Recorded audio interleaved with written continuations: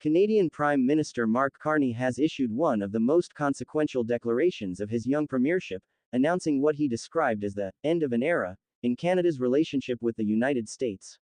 At a tense press conference in Ottawa following a cabinet meeting, Carney declared that the traditional framework binding the two countries, rooted in deep economic integration, security cooperation, and political alignment, can no longer be counted on. Welcome viewers to my channel. Please subscribe, like my video and turn on notifications so you don't miss our next update. The relationship we had with the United States, one built on tightening economic integration and close military security ties, is finished, Carney said, his tone unusually blunt for a Canadian leader. His words signaled both a break with decades of bipartisan consensus in Ottawa and a recognition that Donald Trump's renewed trade offensive has upended one of the most stable bilateral relationships in the world. The catalyst was President Trump's announcement on Wednesday of sweeping new tariffs on auto imports, a 25% tax on cars, effective April 2, and a subsequent duty on vehicle parts set to roll out later in May. Trump described the move as permanent, making clear he had no intention of negotiating exemptions or softening the blow. For Canada, where the auto industry has long been a cornerstone of national prosperity, the announcement was seismic. The sector directly employs over 120,000 workers and supports hundreds of thousands more in related industries such as steel, aluminum, and advanced manufacturing. Last year alone, Canada exported roughly $60 billion worth of vehicles to the United States, with American buyers accounting for nearly three-quarters of Canadian car production. Carney's response was both defiant and sobering. He vowed that Canada would strike back with retaliatory measures aimed to deliver maximum impact on the U.S. economy. Yet he also acknowledged that the structural foundation underpinning North American economic integration, most notably the 1965 Canada-U.S. Automotive Products Agreement, known as the Auto Pact, was effectively destroyed. That is finished with these tariffs, Carney said in French, underscoring the finality of his judgment. The Auto Pact was not just another trade agreement, it was a transformative deal that tied Canada's economic future to America's industrial engine. Signed at a time when Canada risked being shut out of the U.S. car market, it guaranteed duty-free access for Canadian-made vehicles in exchange for production commitments by automakers. For decades, it was credited with turning southern Ontario into the Detroit of the North, fostering hubs like Windsor, Oshawa, and Oakville. Carney, who came of age during the height of this arrangement, called it the most important economic agreement in my lifetime. That history explains the weight behind his words when he declared the pact dead. The tariffs, he argued, effectively severed the integrated supply chains that had allowed Canadian and American manufacturers to operate as one industry across the border. This is not just about tariffs, Carney explained. It is about sovereignty. It is about whether Canadians will have the power to shape their own economy, or whether that power will always be held in Washington. The Prime Minister emphasized that Canada could sustain its auto sector even under American pressure, but only if government and industry fundamentally rethink their approach. He called on manufacturers to retool and adapt, pushing for a more self-sufficient model less dependent on the American market.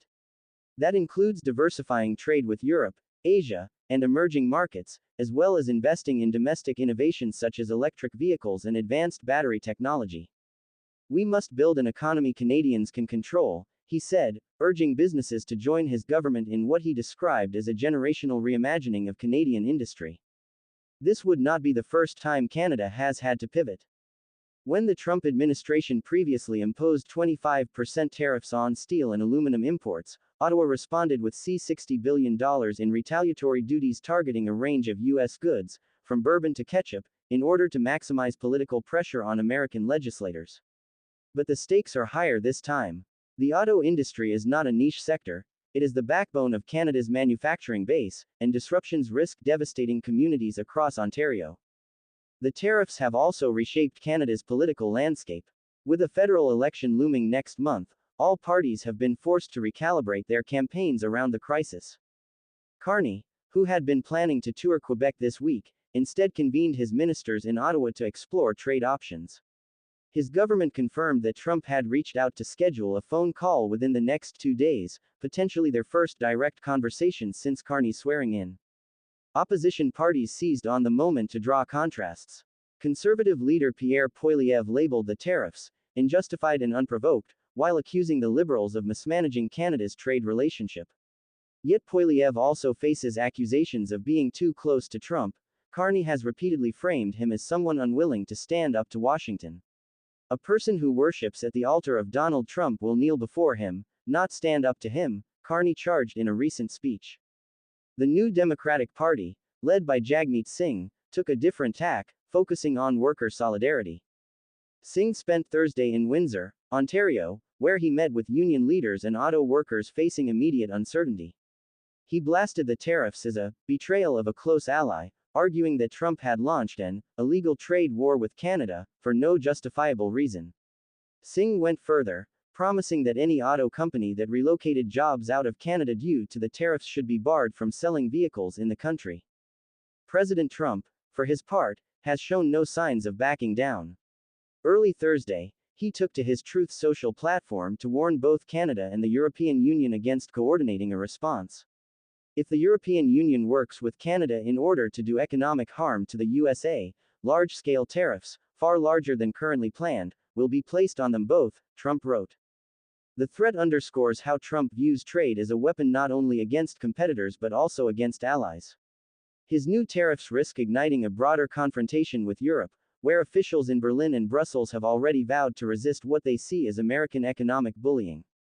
Germany's government bluntly declared that it will not give in, and insisted that Europe must respond firmly to Washington's measures.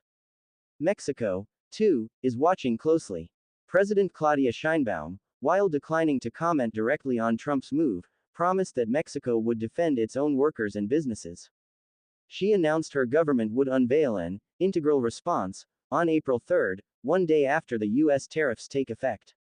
Sheinbaum reminded reporters that many U.S. automakers operate across North America under the very trade agreement Trump himself renegotiated during his first term, known as the USMCA. Of course, there shouldn't be tariffs, she said. That's the essence of the free trade agreement. The numbers underline why the dispute is so perilous. The United States imported approximately 8 million cars last year, worth about $240 billion.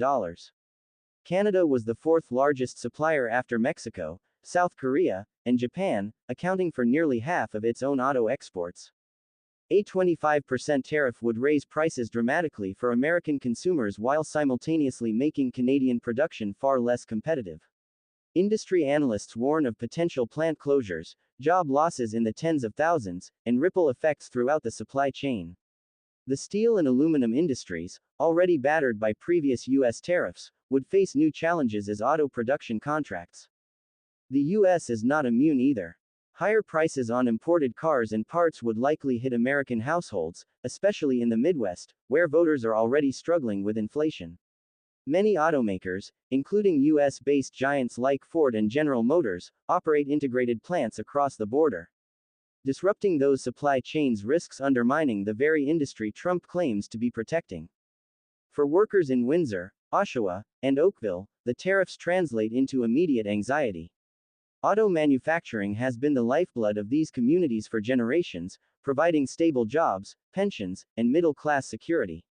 Many families recall earlier rounds of plant closures and downsizing, particularly during the 2008 financial crisis, when thousands were laid off.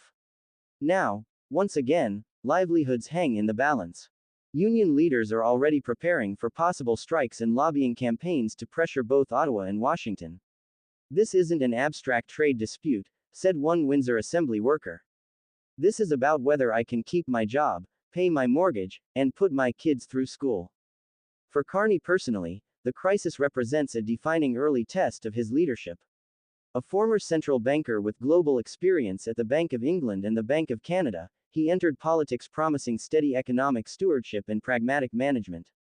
But he now finds himself thrust into a high-stakes confrontation with the world's most powerful economy. How he handles the dispute may determine not only the outcome of the upcoming election but also his long-term political legacy. If he is seen as successfully defending Canadian interests and standing firm against Washington, he could solidify his reputation as a leader of resilience and independence. If he falters, his opponents will seize the moment to portray him as